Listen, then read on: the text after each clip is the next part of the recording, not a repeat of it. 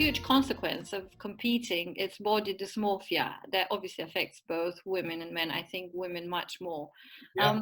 How did you deal with this personally, and what do you recommend your clients post-show to do in order to stay sane? Because so many people get into anxiety and depression due to that. Have been there, done that. Maybe in another episode I'll talk more about that, but just a few hints here. Well, it's a really complicated topic, and you and I, we both love talking about this because we've probably both had body dysmorphia. We've dealt with people that have had it. You know, it's something that never really goes away. It's part of being human. You know, I probably grew up with body dysmorphia because but I there's was a certain degree that you need to kind of like keep it there balanced and not over, you know, let it overdrive your life, because yeah. huge. I find the most important thing, if I give my clients one piece of advice when they start competing, it's to try not to compare themselves to other people. And this is a piece of advice that would be worth for anyone in any walk of life, right? Because comparison is the thief of joy, which is one of my favorite sayings by Ted Roosevelt. And it's like when you're doing competition, it's so easy to start scrolling through Instagram. And I see a lot of my clients, particularly my female clients, when I go into my DMs, I can see that they're active. Instagram destroyed people's lives because of not being able to manage their expectation due to comparing. And I think actually the world of competing, if you could separate that from the existence of Instagram, it would be a lot more healthy on people's body dysmorphia. Absolutely. So this comparison with others takes place through social media. And even though people know that the lens of social media is very warped and airbrushed, people still don't believe it. And my favorite saying that I say to a client, and again, it's interesting you mentioned girls because girls tend to do this more. They'll show me a picture of a girl and they'll be like, right, okay, yeah, I've been looking at this girl. And I'm like, okay, great, you've got a competitor's physique that you like the look of. And they'll say, yeah, I've seen this girl. And they'll say, I want this girl's body. I want to look like this girl. And I say, all right, well, let me tell you what. It's fine that you want to look like that girl, but I want to let you know that even she wants to look like that girl. And they're like, what do you mean? I'm like, well, she doesn't look like this. This is like the best photo of 100 photos. And she's done a lot of airbrushing. So even she wants to look like that. So it's probably down to the social media thing. I think for me, I managed my body dysmorphia. I don't think I ever really managed it. It was like in between competitions, you know, the body tends to get a little bit softer, a little bit deflated. I would just try and, I think I internalized all those little negative things. It would just bother me internally. I wouldn't talk about it. It would just bother me and I'd make plans to get myself in shape, you know. So I was the typical male trainee, on and off competition, on and off cycle, and just dealing with the highs and the lows. And I think the danger is that it leads male and female trainees to try to stay in shape and stay competition ready year round, which is not healthy. Sometimes it's not possible anyway, and that leads to more issues. So, you know, the typical thing you've seen is trainee does a show, they have horrible rebound because they don't do a reverse diet. Then you see them in the gym on the treadmill for 2 hours a day or on the stair climber. And you say, what are you doing? Are you doing another show? No, I'm just trying to stay lean. Why are you trying to stay lean? Oh, just, you know, and it's like, oh. So it's sticky. Do you think also that these competitions are also an ego builder? Massively, yeah. Because it actually changes your personality. When you look in the mirror and you see the way you look, you feel like much more empowered to do anything that you think you can do, anything you want in life. But then the moment you stepped out of the stage and you've been binging for 2 months, you're depressed, and then you feel like, who am I? You kind of lose your identity once you're competing. So this transition from being like with such a huge ego into getting into depression, this is one of the things that we need to understand, that you know, you have to learn how to manage it. How did you manage yours? Well, it's another really interesting term. We speak about body dysmorphia, and you mentioning like ego and identity. You know, these are such fundamental human issues. You know, I can't remember which psychologist, he refers to like the pillar of the pyramid of like human cognitive function. That's why I mentioned them free. Yeah, and the base layer is our identity. It's like, who am I? What do I mean? And you know, this is all about having been like nurtured as a child. So this goes back to our childhood. If you had good parents, they would have told you that they love you and that, you know, you're special and you're worthwhile and you can do anything. And then you grow up with a solid identity and you've been esteemed. And then I think this fitness industry will occasionally affect people that have not had so much of that when they were younger. So if you don't have that pillar of mental base of like a personality. yeah, Identity. so it's like, you know, then we go seeking for identity elsewhere. So we choose jobs or career paths that give us an identity. Like, I want to be successful, I want to be wealthy, I want to be an actor, I want to be a race driver, a sports person, a bodybuilder. And then, like you said, this gives us that ego boost. We feel like we have this identity. And then, you know, it's kind of taken away because the physique is a fragile thing that can come and go. Exactly. So then the rug gets pulled away and we end up like kind of losing this identity again. So it is really tough. And I just... The bottom line, bodybuilders out there who do not have a spiritual base that helps you to discover and understand your identity, yes, just go back to school. No, I don't want to say that, but you know, you need to kind of step back a little bit, understand who you are, yes, what you stand for, why you're here for, and then everything is going to flow differently. Yes, I mean, for me personally, when I was prior to bodybuilding success, I was a DJ. I had a career as an architect. Yeah, I remember that. Yeah. And while I was being an architect, because architecture didn't give me any kind of identity. I wanted to be like the cool guy. I wanted to be like the alpha male, because that wasn't what I was like at school. So it all stems from being young and how your childhood develops. So when I was DJing, I was able to have this identity as like, you know, the creative entertainer, and my DJing career spanned like 10 years and I had a lot of success and a lot of travel with it. Then when I became a personal trainer, that identity was lost. And I was like, who am I? I'm just a personal trainer now. Well, there's lots of personal trainers around. I need to be special. So then fitness competitions came in. So I think that if there's one piece of advice I would give to people that are competing, if they can avoid this identity crisis, is to try and make sure that their competing is there to feed a business, because most competitors are PTs, or a lot of them. And I say to them, look, you know, you could do this for business reasons and not just for kind of like ego reasons. Because if it's for business reasons, you'll get something at the end of it. You'll have more clients and you'll have a bit more exposure and all this kind of thing. But I see so many people that are competing and, you know, they're on Instagram, you can tell they're not really filling a business need. They're just kind of stroking their ego. And as we said, that is very fragile. That can crash down at any point. So I think aside from having great parenting and being told that you're special anyway, but not everyone has that. So I think they should try and make sure there's like a business reason for it. And that doesn't mean that being a competition winner gets you any money, but there are spin-offs from doing competitions. And I benefited from it helped my business. So of course, yeah. Well, you definitely did it the right way, and this is awesome. It's such a great advice, and thank you for this. I wanted to touch another very sensitive point here, because we have so many federations at the moment worldwide of bodybuilding, of competing, and how about the politics? There's a lot of politics here. Yeah. Did you encounter that in your own career, or I'm sure all your clients had to deal with that? Yeah, it's a big thing. I mean, I can speak certainly about the federations I've had direct involvement with.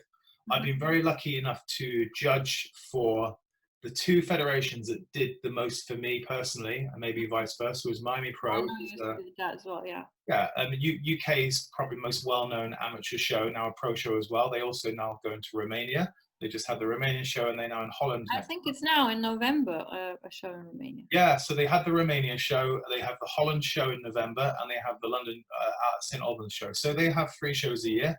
I find that in Miami Pro, Angie has been accused wrongly, I think, of favoritism.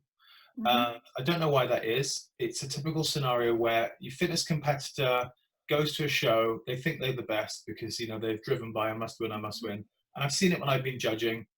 The guy's up there and he doesn't win, he gets 2nd or 3rd.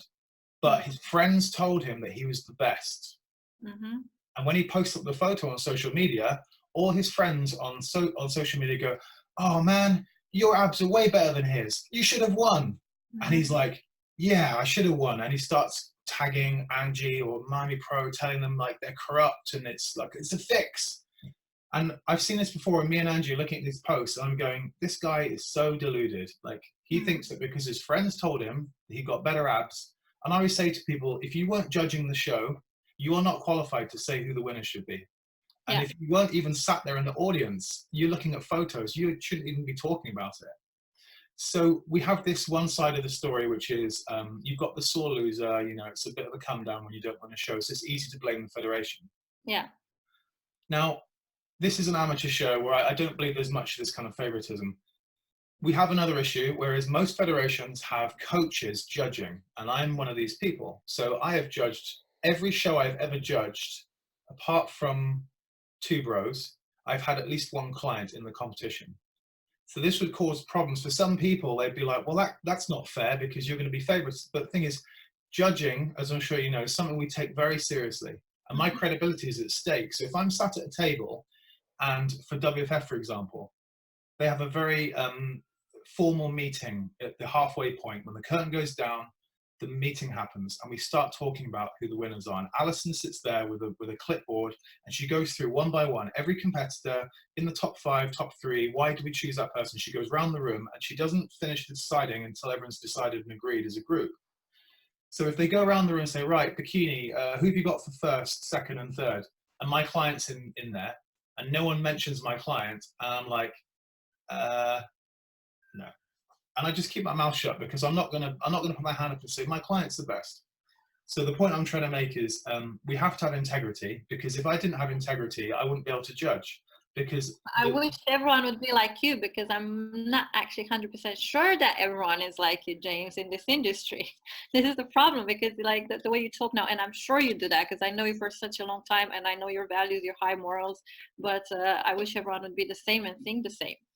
I mean, don't get me wrong, if I thought I could get away with it, I would probably try and twist some arms. But it's important to me that, so when I judged the WFF show in London 4 times in a row over the last 4 years, Alison Paul, they always ask me back, and it's a very prestigious show. I get to judge the pro lineup as well. So I'm part of the decision who's the new European Pro Fitness Diva champion. This is the category you competed in. So it's very competitive, and these girls have spent so much money on their outfits. And so I need Alison to know that I am being impartial. Because then when I was in California last week, Alison was like, oh, you're in California, come and judge, you know, come and judge the show. Rather than her thinking, well, he's just like, eh. But there is one thing I would say, a caveat on top of that, is when you do get to the pro ranking, it's hard for promoters and judges to not be influenced, because, as you know, at that point, an athlete has probably done quite a few shows. They probably spent quite a lot of money with that federation. They probably even know the CEO or the head judge. They know them on first name terms. So then it gets harder to be completely impartial. And you'll see things like federations, they start posting a photo of one of their athletes. And you think, oh, why are they posting him and not one of the other 10 athletes? And then they post that guy again. And you're like, he's had 2 posts now on the social feed. Why nobody else? And you think, is this because he's pre-selected? And obviously we can't prove any of these things, but it is much harder to be impartial at pro level because everyone is just more friendly at that point. And I think that's where it might get more challenging for promoters and judges to be like, you know, clean as a whistle in that respect. Yeah, I totally understand, because I've been there as a competitor, and I remember back in 2014 when I did the Vegas show, the World Show, and I didn't place. I was so upset, and like, oh, it's all this politics and everything. But then after reconsidering, rethinking, analyzing everything with clarity, with more integrity, I realized that, you know, as you said, I shouldn't listen to people. Maybe I wasn't best, you know, at my best, because it was show after show. Maybe my stage was not the greatest. Maybe I was not in a good mindset on my personal life. And I realized, you know, maybe competing is not for me. And it's pointless to blame other people when you are the one responsible for your choices and for and actually this was a big awakening moment for me when I completely changed my life around. And you know, it was very sad, and I got very depressed after, and I put 15 kilos in a month, and like so many things going on. But then at the same time, it was a huge awakening moment for me, for my identity, from a spiritual perspective, in so many ways. And I'm very grateful to this. And you know, I take it as it is. It was a very good learning experience in my life, and since that moment I stopped Mm. accusing any other people if there's anything bad happening in my life. Yeah, and you have peace when you get that mindset, right? You know, because it's just taking a step back. I actually remember seeing you 1 week out from that very show, and we were all about to fly to Vegas, and we were in gym box, and I remember walking out, and I was like, I was laser focused, and even though I didn't do that great that year, I think I got sixth in the pro lineup, but and I had got fifth the year before, so it turned out I was actually going to drop one place, and I had the similar environment. I thought, you know, I was like, oh, I got robbed. And then I look back and I was like, no, I just didn't make the condition. I got what I deserved. But I remember seeing you a week before, and I went down the stairs and you were walking up. And hey, Andreea, how's it going? And you were like, not good, not good. I've really had a big binge. And I was like, you had a binge, but it's 7 days out. And it was nice that you were up front. I can't really remember that, but for sure I wasn't really like 1 2 weeks before. There was also lots of things happened that happened in my personal life and Yeah. completely took me off the rail. Psychologically, I was really messed up. Yeah. Yeah, maybe I will share the whole experience one day with the public. But Yeah, that was a yeah, little teaser. Sorry. pardon? That was a little teaser. Sorry about that. No. It's I'm very glad that you mentioned it because you know I got to a point now that I'm very grateful for everything that happened because it built me on who I am today, and I took so many other good decisions for my life, and I cleared so many things in my life that were Yeah. you know just keeping me at a very low vibration. Yeah. So indeed I'm very grateful to that. We talked about cons most of Yeah. our interview today, but what are the pros? Why would you suggest people to compete other than just getting in a good shape, obviously? Okay, you put me on the spot there. I mean, I think there is a certain type of human being that is body focused, and I think this is unfortunately hand in hand with the type of body dysmorphia. So there is two ways, I guess, to manage body dysmorphia. The short-term fix is to improve your body image in your own mind's eye, which for Yeah. most people involves losing weight, getting competition ready, whatever it might be. A longer-term way is to maybe start thinking about more holistic stuff like attaching your feeling of self-worth to things other than your appearance. But this is probably too much for most people, and I think younger people struggle with this kind of mindset. So it's Mm-hmm. easy for a younger person to say, well, the best fix is for me to be more confident, be more happy by looking better. Yes. And although I was not aware of that mindset, it was just a subconscious decision. I chose the quick fix. Mm-hmm. So I guess that can be seen as a pro because I went through this process and yeah, I felt great about myself. And for many years, although there was little dips where I felt not so pleased, I went from somebody who it's hard to say I was like fully ever happy with my body, but I got to a point, I think it was 2015, when I got my best result world, when someone said to me, so what are you going to do? You like trying to get bigger? And I was like, nope. They were like, what? But you're always trying to get bigger. I was like, no, I'm happy with everything now. I'd be like, this is good. I just need to like come on a bit tighter next time, you know, like that was the thing. But saying to someone, I genuinely don't want to get anything bigger on my body. I'm happy at 95 kilos with 3% body fat. So that made me very happy. I felt like I'd reached this like elixir of life where I was pleased with my physique. So I guess relating this back to other people, and again, it's a double-edged sword because that's a kind of an unhealthy mindset. But you know, I think most people would see the pros of competing as getting in the best shape of their life, something I can always look back on. So at the moment, I'm like 12% body fat, but whenever I want to feel good, I can look at my old pictures. And I can show my family, I can show my kids one day, look what daddy did. So it's an achievement, you know, to do. It's an achievement It's indeed, a yeah. sporting achievement. And also a confidence builder for those who are passionate about fitness and they don't know where to go, what to do, how to do.